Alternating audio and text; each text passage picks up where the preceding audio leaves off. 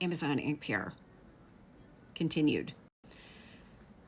Next section in this report, AmCare impedes workers' access to medical care beyond first aid. Yes, this is what I see all the time.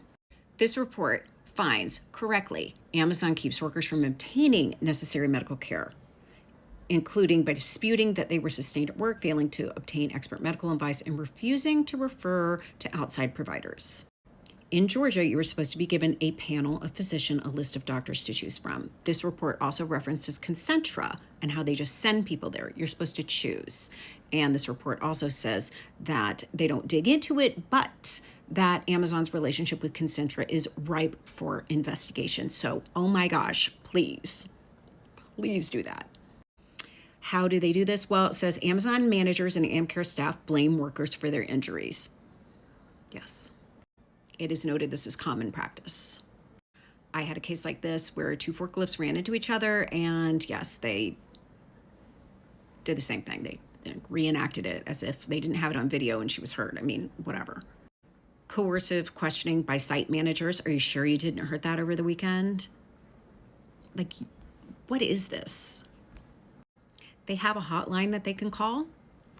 Amazon's data show that many facilities made only one phone call to the physician hotline all year, and some made none. There's just no way.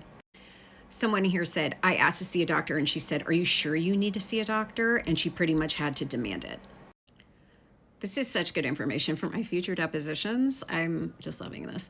The next one says Amazon has a practice to prevent day one send-outs, referrals to outside providers on the day of the accident, meaning that they absolutely will not refer injured workers to outside daycare on the day, or outside medical care on the day that they are injured. This practice is to prevent what Amazon has termed day one send-outs and is documented in Amazon materials. Of course, they try to frame this as, we're not trying to stop you from going to the doctor. We're just trying to intervene early so they don't have to. OSHA has this pattern and practice documented for 10 years from Amazon. The next section in the report is AmCare actively prevents workers with serious injuries from obtaining appropriate medical care. Yes. In this one, they reference a Georgia worker who felt a pop in her shoulder. She continued to work for the week and it didn't improve. She injured the other shoulder, told AmCare staff she would see her own doctor, and then they finally gave her information on how to request doctor's appointment. She was sent to multiple doctors, continued working for 3 months, and finally realized that she had torn the cartilage in both shoulders. Again, probably because she spent 3 months at Concentra where they didn't do anything and they diagnosed her with a strain. I have a headache reading this. It's validating, though, to know, because this is what we see all the time. What can you do? You, in Georgia's a one-party consent state. Record it. Put your phone on when you're recording your injury.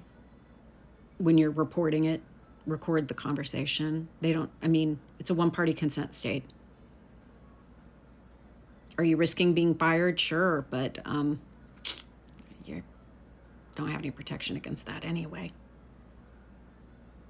This is unbelievable.